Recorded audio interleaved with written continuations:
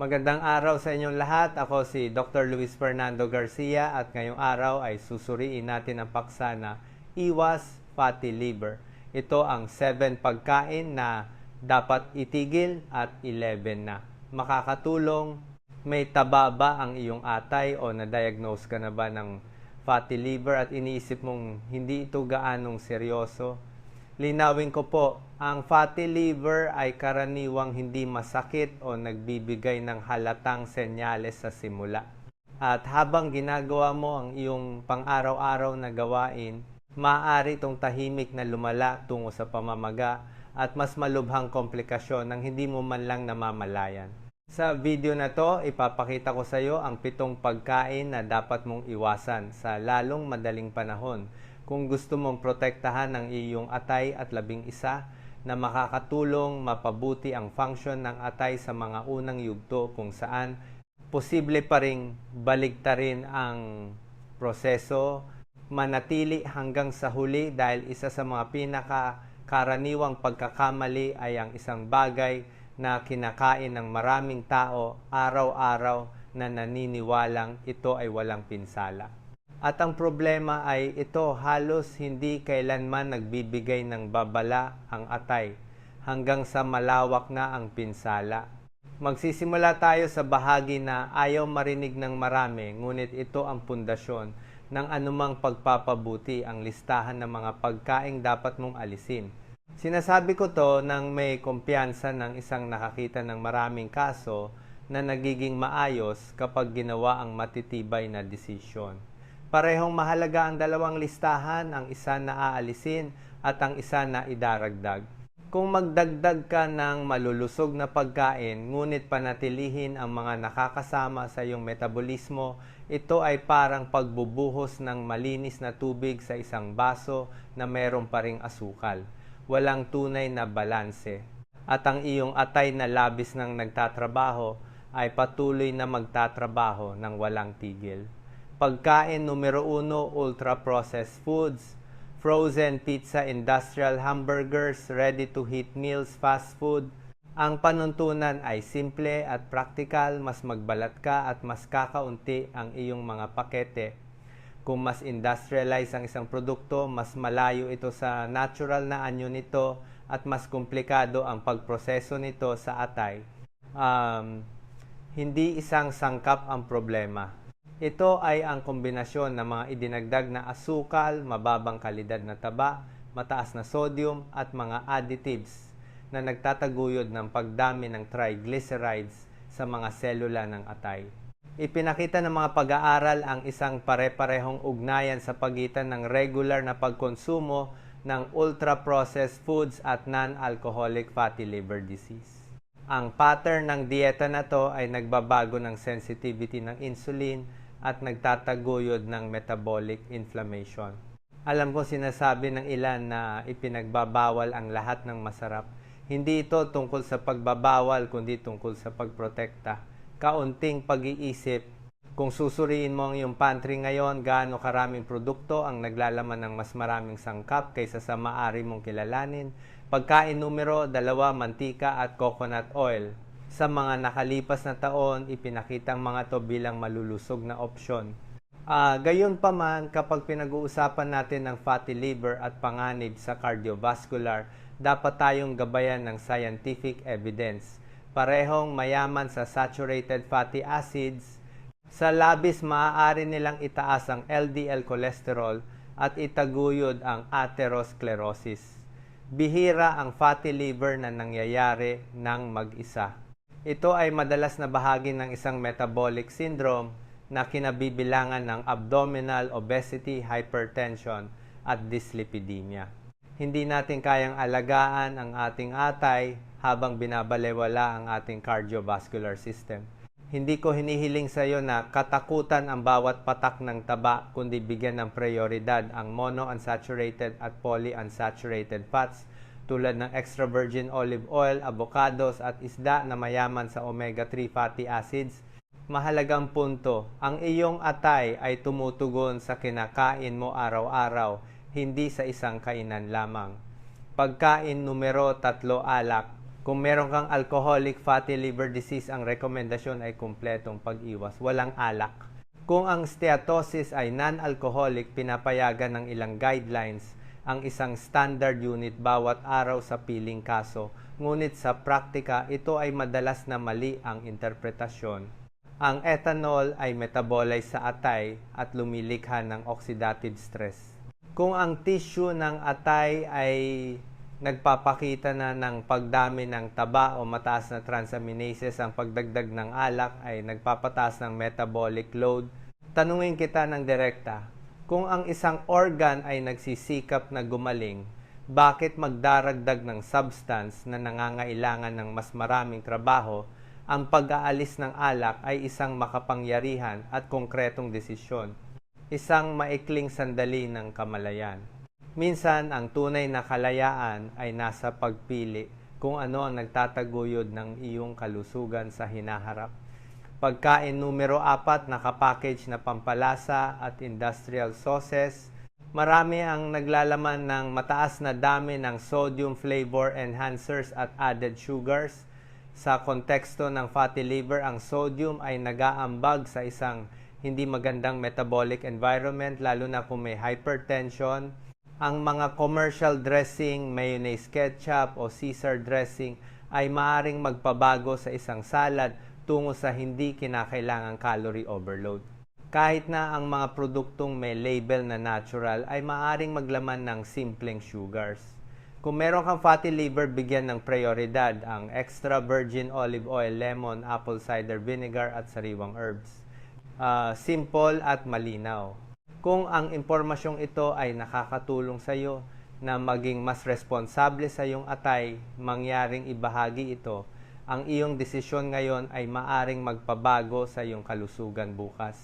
Pagkain numero 5, sugary drinks.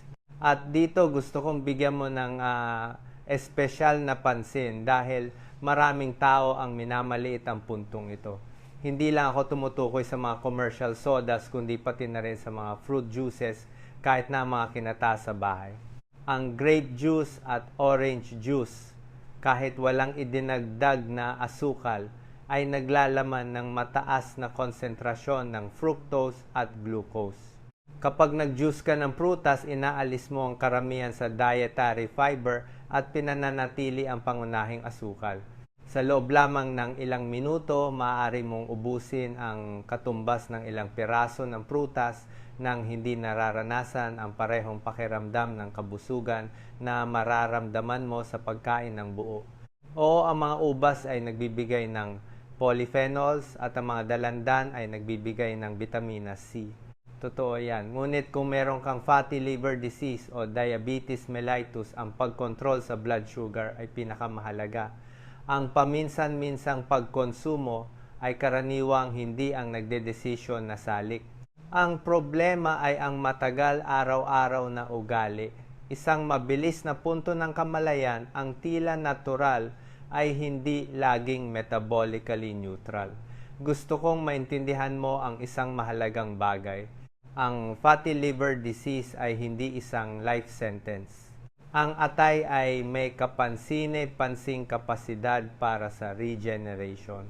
Ngunit kung patuloy mong ipinakikilala ang mga salik na nagtataguyod ng hepatic lipogenesis, pinipigilan mo ang prosesong iyon, magsimula sa 3 konkretong hakbang.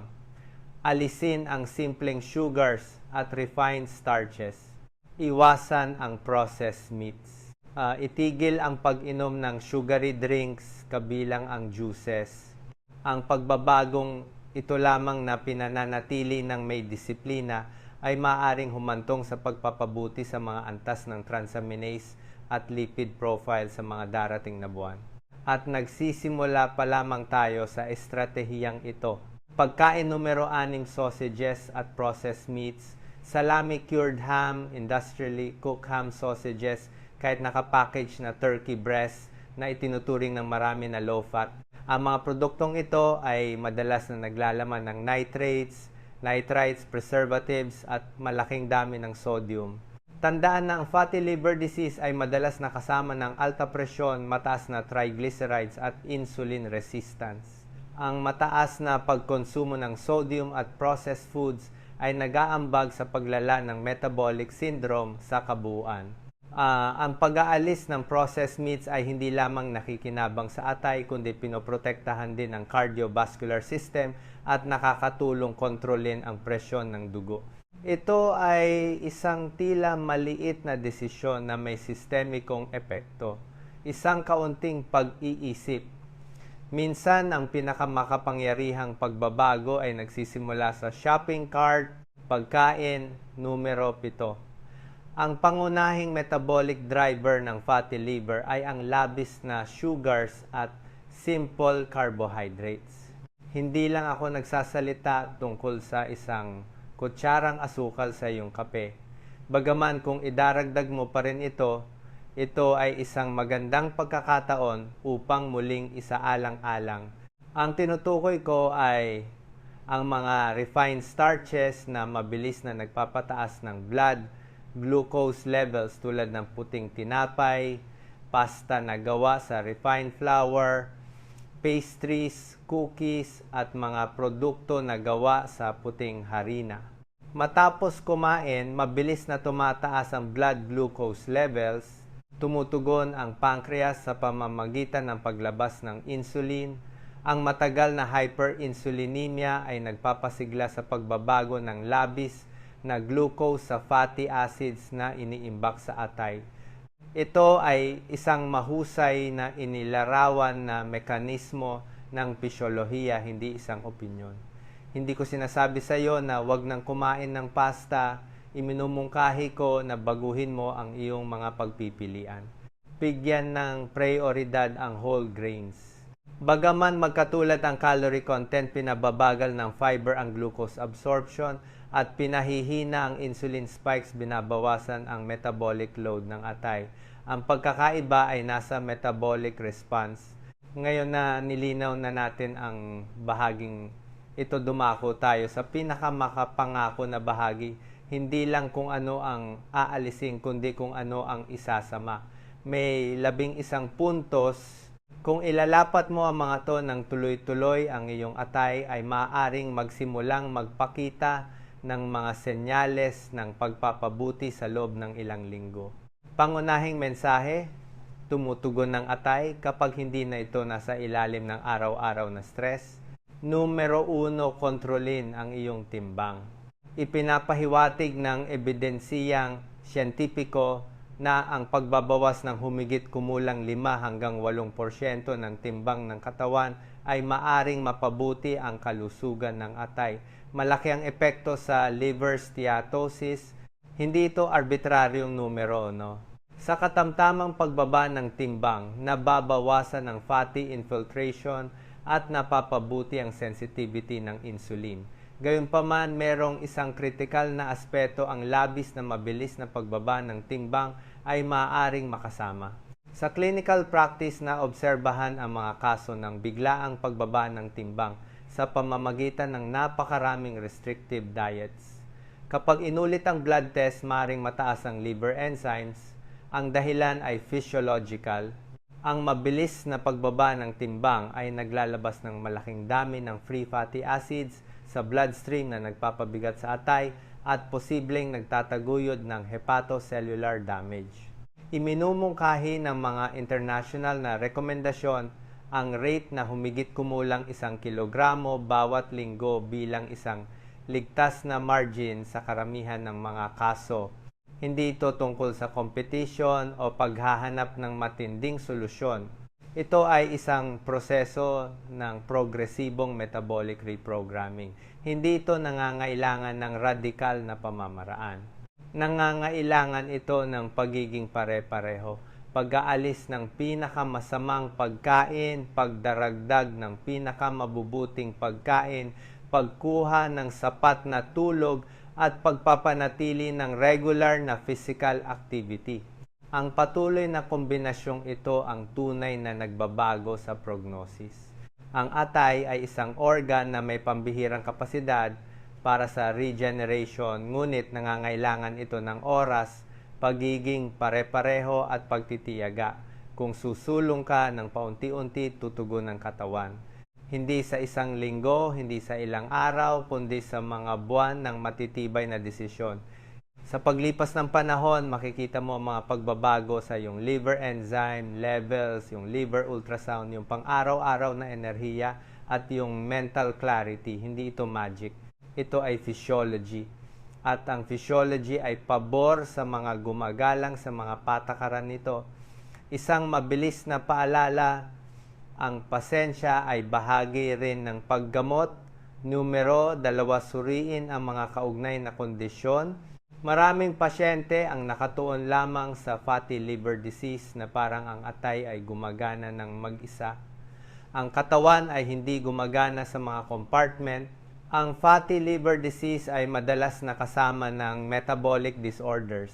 Ang hindi kontroladong hypothyroidism ay maaring magpabagal ng metabolismo at hadlangan ang pagbawas ng taba sa atay.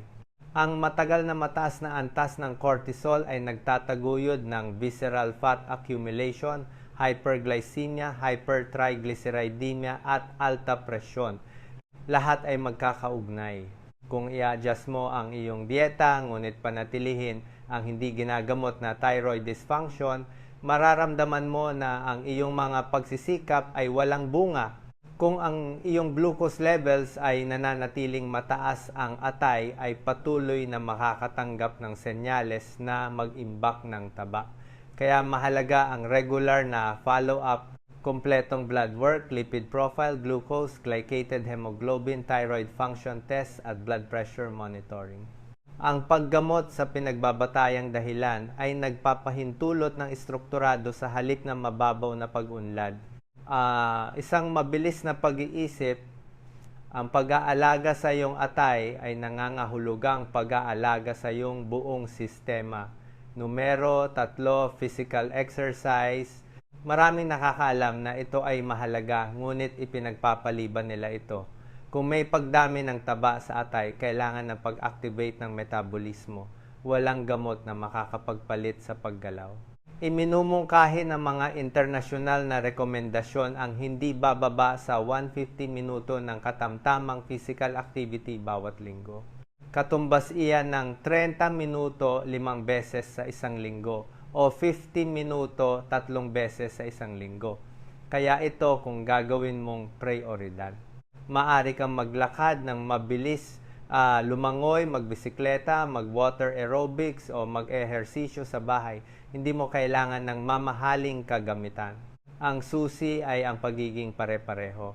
At kung maaari magdagdag ng resistance exercises na may bodyweight resistance bands o light dumbbells, ang uri ng pagsasanay na ito ay nagpapabuti ng insulin sensitivity at nagtataguyod ng pagbawas ng taba sa atay. Ipinapakita ng ilang pag-aaral ang karagdagang benepisyo na hanggang 250 minuto bawat linggo, ngunit iwasan ang pattern ng matagal na kawalan ng aktibidad na sinusundan ng matinding pagpapagod sa isang araw. Mas matimbang ang pagiging pare-pareho kaysa sa intensity. Simple ngunit malinaw na mensahe. Ang paggalaw ay metabolic medicine. Numero 4, tulog. Dito pinag-uusapan natin ang basic biology. Ang pagtulog ng mas mababa sa 6 na oras bawat gabi ay nauugnay sa mas mataas na panganib ng metabolic syndrome, type 2 diabetes at fatty liver disease. Ang matagal na kakulangan sa tulog ay nagpapataas ng cortisol, nakakasira sa regulasyon ng insulin at nagtataguyod ng pagdami ng taba sa atay. Hindi lang ang dami ang mahalaga, kundi pati na rin ang circadian rhythm. Ang katawan ay nakaprogram para sa cortisol na maging mas mataas sa umaga at mas mababa sa gabi na nagpapadali sa pag-ayos ng tissue at hormonal balance. Ang pagbabago sa pattern na ito ay nakakasira sa endocrine system. Sa isip, dapat kang makakuha ng 7 hanggang 8 oras ng tulog. Kung masisiguro mo man lang ang 6 na oras ng kalidad na tulog at medyo matatag na schedule, sinusuportahan mo na ang iyong metabolismo. Ang pahinga ay hindi isang luho. Ito ay physiological therapy. Isang mabilis na punto upang tandaan Ang maayos na pagtulog ay isa ring desisyon sa kalusugan. Numero 5, dietary fiber. Ang fatty liver disease ay hindi lamang pagdami ng taba. Ito ay isang pagbabago sa glucose at insulin metabolism. Ang fiber ay nagiging isang strategic tool. Maaari kang magsimula ng simple. Kapag kumakain ng low glycemic index fruits, magdagdag ng maliit na halaga ng chia seeds o ground flaxseed.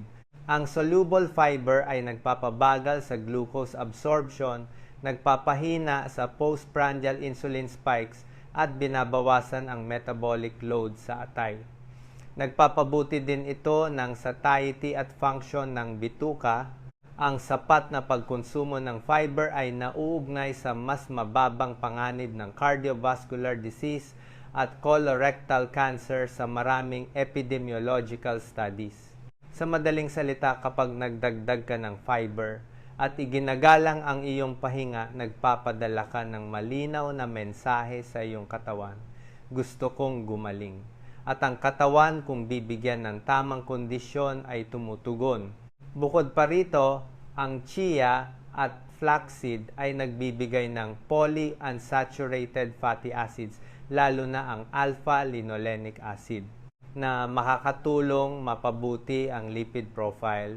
Maraming tao ang nagtatanong sa akin tungkol sa oats. Ang oats ay sa pangkalahatan isang malusog na pagkain na may sumusuportang ebidensya sa mga populasyon na walang malaking metabolic disorders. Ako mismo ay nagrekomenda nito sa ibang konteksto.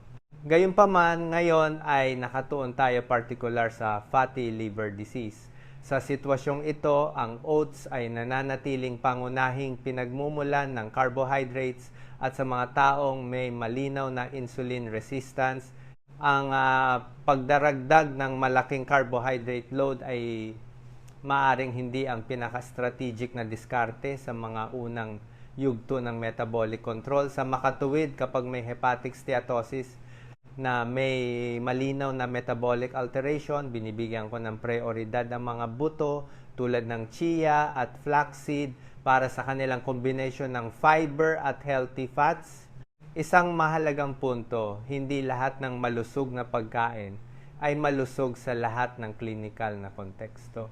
Numero 6, extra virgin olive oil.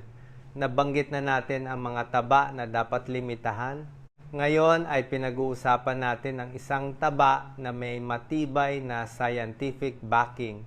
Ang olive oil ay mayaman sa monounsaturated fatty acids, lalo na ang oleic acid, at nauugnay sa pinabuting HDL cholesterol at mas mababang panganib ng cardiovascular disease. Naglalaman din ito ng phenolic compounds na may antioxidant at anti-inflammatory effects. Merong isang karaniwang mito na gusto kong linawin. Sinasabi ng ilang tao na ang pagpainit ng olive oil ay nakakalason. Sa konteksto ng tipikal na pagluluto, hindi ito totoo. Mas mataas ang smoke point nito kaysa sa temperatura ng isang karaniwang home stir fry. Maaari mo itong gamitin sa pagluluto ng gulay nang hindi ito nagiging nakakapinsalang substance. Ang hindi inirerekomenda ay ang pagpainit nito sa labis na mataas na temperatura sa mahabang panahon. Tulad na nakikita mo, napakaraming di-scientificong paniniwala sa fatty liver disease. Kapag naintindihan mo ang mga mekanismo ng pisyolohiya, titigil ka sa pag-arte dahil sa takot o pagsunod sa mga pansamantalang uso, magsisimula kang gumawa ng mga desisyong may kaalaman. Kung nakatulong ang paliwanag na ito sa iyo na mas maintindihan ang papel ng olive oil, hinihikayat kitang suportahan ang nilalamang ito upang mas maraming tao ang makakuha ng malinaw at nakabatay sa ebidensya na impormasyon. At kung gusto mong patuloy na matuto tungkol sa kalusugan ng metabolismo na may totoong kaalaman, mag-subscribe at i-on ang mga notification. Isulat sa mga komento ang tungkol sa paggamit ng olive oil bilang isang personal na pangako sa paggawa ng mas matatalinong pagpipilian. Ang paggaling ng atay ay nakabatay sa pag-unawa at patuloy na pagkilos. Numero 7, tubig. maaring simple ngunit mahalaga. Madalas na binibigyang kahulugan ng utak ang uhaw bilang gutom. Kung hindi ka mag-hydrate ng maayos, malamang na mas marami kang kakainin kaysa sa kinakailangan. Sinusuportahan ng wastong hydration ang maraming proseso ng metabolismo. Bilang pangkalahatang gabay, humigit kumulang 30 ml bawat kilogramo ng timbang ng katawan bawat araw ang karaniwang inirerekomenda. Ang isang 100 kilogramong tao ay mangangailangan ng humigit kumulang 3 litro araw-araw. Siyempre sa mga kaso ng sakit sa bato o payo medical, para sa mga particular na kaso, ang dami ay dapat individual. Sa kawalan ng kontraindikasyon, ito ay isang ligtas at kapaki-pakinabang na gabay para sa iba't ibang organ kabilang ang atay. Isang mabilis na pag-iisip, minsan ang pinakasimpleng intervention ay ang pinakanakakaligtaan. Numero 8, mga pagkain na may anti-inflammatory potential. Ang hepatic steatosis ay hindi lamang pagdami ng taba, ito rin ay kinabibilangan ng low-grade liver inflammation. Ang pagbawas ng systemic inflammation ay bahagi ng isang komprehensibong diskarte. Ang purong cocoa at dark chocolate na may hindi bababa sa 70% na cocoa content ay naglalaman ng polyphenols na may antioxidant capacity. Nauugnay ng ilang pag-aaral ang kanilang katamtamang pagkonsumo sa mga pagpapabuti sa vascular parameters. Mahalaga na ito ay tsokolate na may mababang idinagdag na asukal. Nararapat ding banggitin ang kape. Ipinapakita ng siyentipikong ebidensya na sa mga taong may fatty liver disease ang katamtamang pagkonsumo ng kape ay nauugnay sa mas kaunting paglala ng pinsala sa atay. Naglalaman ito ng antioxidant compounds tulad ng polyphenols at tocopherols. Hindi ito gamot ngunit maaring bahagi ng isang protektibong pattern. Ang green tea sa anyo ng tradisyonal na inumin ay nagbibigay ng catechins na may antioxidant activity.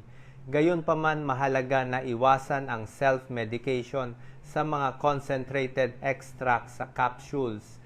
May mga kaso ng hepatotoxicity na inilarawan na nauugnay sa high-dose green tea supplements. Ganon din ang nalalapat sa turmeric. Gamitin ito bilang isang culinary spice, hindi bilang isang supplement ng walang medical na pangangasiwa. Ang bawang, dahil sa nilalaman nitong alisin, ay meron ding anti-inflammatory potential at metabolic support. Panghuling mini-mensahe para sa seksyong ito.